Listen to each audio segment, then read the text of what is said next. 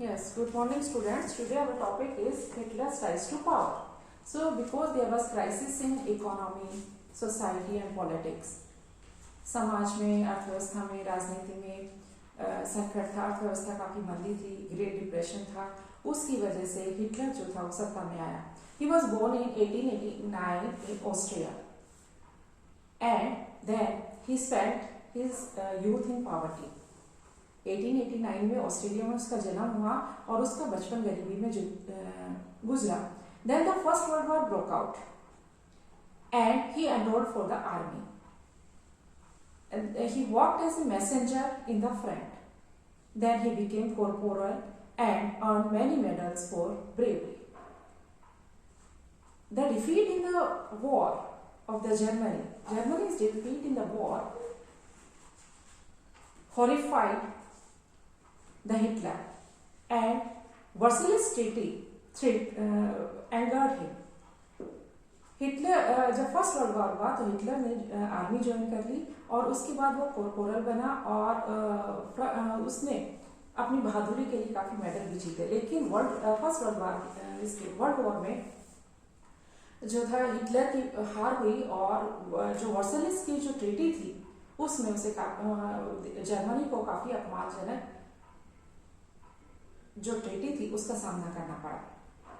अब इससे हिटलर को काफ़ी नाराज हुए हिटलर और उसने एक ऑर्गेनाइजेशन थी जर्मन वर्कर्स पार्टी, उस वर्कर्स पार्टी को ज्वाइन कर लिया.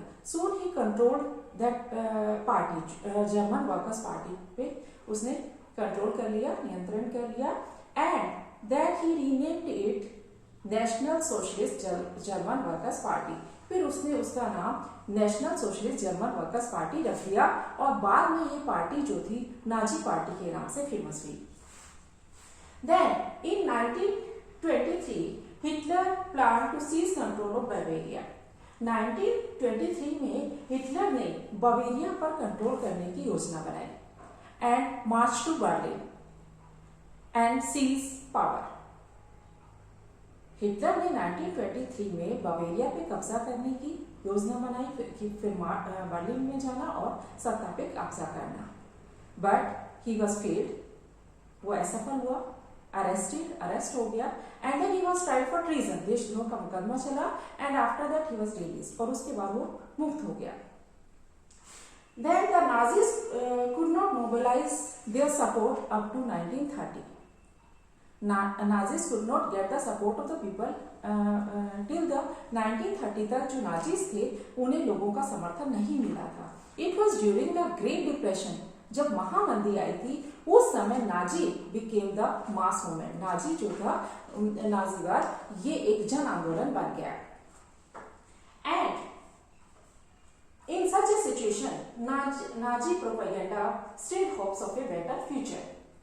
Because in 1929 banks were collapsed. 1929 में बैंक्स धराशायी हो गए थे, business was shut down, workers had lost their jobs and the middle class was created. So in such a situation, Nazi propaganda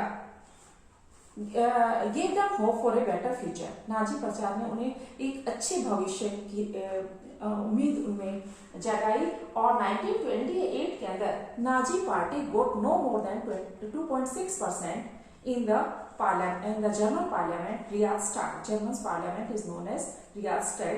So 1928 तक जो नाजी पार्टी थी वो parliament के अंदर 2.6% से ज्यादा वोट नहीं प्राप्त कर सकी. And then up to 1933, Germany Nazi party became the largest party and got 37% of votes. Hitler was a powerful speaker also. He was a great orator. His passion and words moved the people. He promised that he would made a strong nation. उसने लोगों को वचन दिया. वो एक बहुत ही अच्छा वक्ता था. उसने लोगों को वचन दिया कि वो एक मजबूत राष्ट्र बनाएगा. and he will do the injustice. He will do the injustice of Versailles Treaty. Versailles Treaty में जो उनके साथ अन्याय हुआ उसको दूर करने की कोशिश करेगा और restore the dignity of German people, German लोगों का जो सम्मान था उसे वापस दिलाएगा।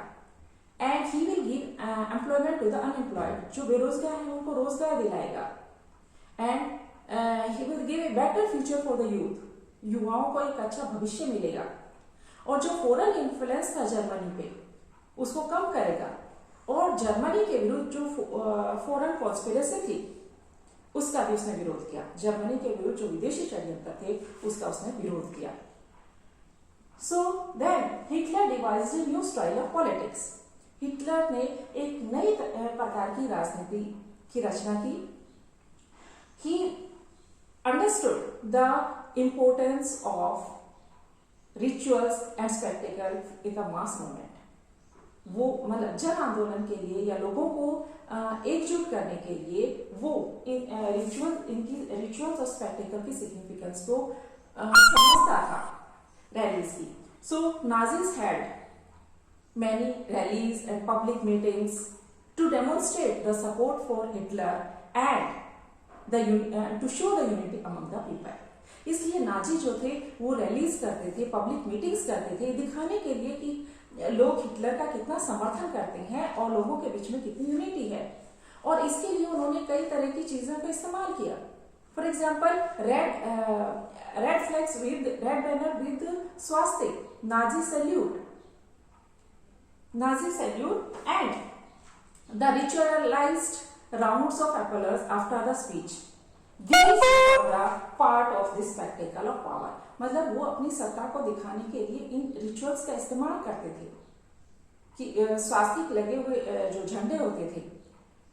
इसके अलावा नाजी सैल्यूट स्पेशल प्रकार से दी जाती थी और हर स्पीच के बाद जो 3 प्रकार से तालियां बजाई जाती थी वो अलग तरीके से बजाई जाती थी।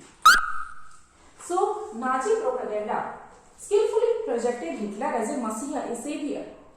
ये जो नाजी प्रचार थे इन्होंने हिटलर को एक मसीहा बना दिया, एक रक्षक। मसीहा एक रक्षक, एक ऐसा व्यक्ति who had arrived to deliver people from their distresses, जो लोगों को उनके दुखों को दूर करने के लिए पहुंच गया था। So it is an image, ये एक ऐसी इमेज थी जिससे लोग काफी प्रभावित हुए। क्यों? क्योंकि वो उनका जो गर्व था, प्राइड था, वो नष्ट हो चुका था और वो एक ऐसे समय में जी रहे थे जब काफी आर्थिक और राजनीतिक संकट था। पॉलिटिक्स में भी पॉलिटिक्स के अंदर भी क्राइसिस था, क्योंकि आप जानते हैं कि वाइमर रिपब्लिक जो था दैट गेव अनस्टेबल गवर्नमेंट, उसमें स्थिरता नहीं थी, उसमें काफी डिफेक्ट्स भी थे वाइमर रिपब्लिक के अंदर। Then the destruction of democracy, लोकतंत्र का विध्वंस। On 30 January 1933, President Hindenburg offered the chancellorship, the highest position in the cabinet, to Hitler. On 30 January 1933 को जो प्रेसिडेंट हिटनबर्ग था उसने हिटलर को कैबिनेट के अंदर जो सबसे ऊंचा पद था चांसलरशिप का वो दे दिया। अब तक जो नाजीज थे वो कंजर्वेटिव्स को, रूढ़िवादियों को भी अपने साथ मिला चुके थे। देन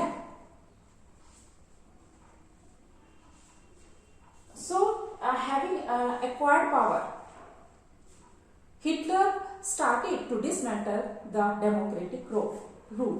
तो इस तरह से सत्ता पे चांसलर बनने के बाद हिटलर ने ये जो डेमोक्रेटिक रूल था इसके जो स्ट्रक्चर था इसको नष्ट करना शुरू कर दिया, जो ऑर्गेनाइजेशंस थे उसको नष्ट करना शुरू कर दिया। And then there was a mysterious fire in the German parliament building. German parliament building के अंदर एक रहस्यमयी तरीके से आग लगी और उसने हिटलर के रास्ते को और भी आसान बना दिया। Then the fire decree of 28 February 1933 indefinitely suspended the civic rights। 28 फरवरी 1933 का जो फायर डिक्री था उसके अनुसार जो भी नागरिकों के अधिकार थे उनको अनिश्चित समय के लिए सस्पेंड कर दिया गया। Civic rights like freedom of speech, media and assembly. इन जो फ्रीडम ऑफ स्पीच, भाषण की आजादी, सभा करने की आजादी, मीडिया की जो आजादी थी, इन सबको अनिश्चित काल के लिए जो था इन पे रोक लगा दी गई और इस तरह से ये इन सबको वाइमर रिपब्लिक में काफी इंपॉर्टेंस दी गई थी। Then Hitler turn to his arch enemy communist. उसके बाद हिटलर जो था उसके सबसे जो कट्टर दुश्मन थे कम्युनिस्ट की तरफ मुड़ा। And the repression of the communist was very swear. जिस तरह से उसने हिटलर ने जो कम्युनिस्ट थे उनको दबाया, उनको कुचला, वो काफी कठोर था। Most of them were sent to concentration camps. उनमें से बहुत सौ को कंसंट्रेशन कैंप्स के अंदर भेज दिया गया। और देन एक स्मॉल टाउन था, स्मॉल टाउन डेसलफोर्ड, एक स्मॉल सिटी जिसके अंदर 5 लाख की पॉपुलेशन थी, उसके अंदर जो सर्वाइविंग 6808 अरेस्टेड फाइल्स थी, उनमें से 1445 जो थी वो कम्युनिस्ट की थी। तो इस तरह से सिर्फ कम्युनिस्ट ही ऐसे नहीं थे जिनको हिटलर ने अपना निशाना बनाया। There were another 52 types of victims also. 52 types के विक्टिम्स और थे जिनको नाजी जर्मनी में निशाना बनाया गया। Then on 3rd March 1933, the famous Enabling Act was passed. 3 March 1933 को जो Enabling Act वो पास कर दिया गया। And this act established dictatorship in Germany. इस कानून ने जर्मनी में तानाशाही जो थी वो उसकी शुरुआत कर दी, उसको स्थापित कर दी। And Hitler got all the powers to rule by decree. और हिटलर को सारी पावर्स मिल गई कि वो अध्यादेश के जरिए शासन कर सकता था।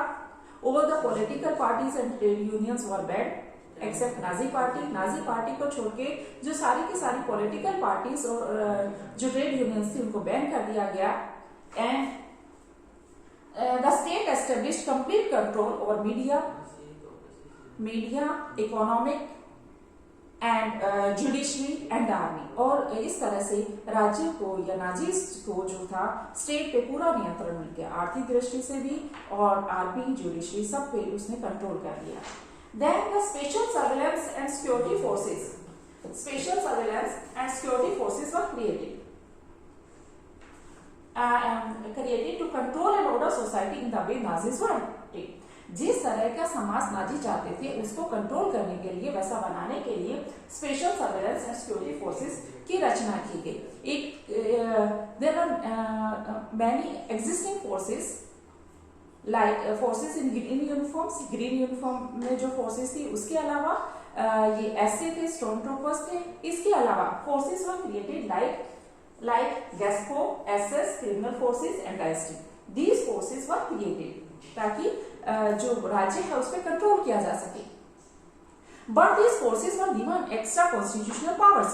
इन फोर्सेस को बहुत ज्यादा पावर्स दे दी गई और इतनी पावर्स दे दी गई that the state got its reputation as a most dreaded criminal state. इनको इतनी मतलब ये अपनी मनमानी कर सकते थे, ये फोर्सेस किसी को भी अरेस्ट कर सकते थे।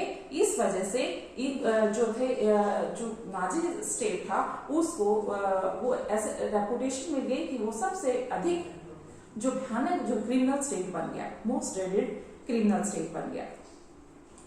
And people could now be detained to Gestapo torture chambers, जहाँ पे उनको टॉर्चर किया जाता था लोगों को।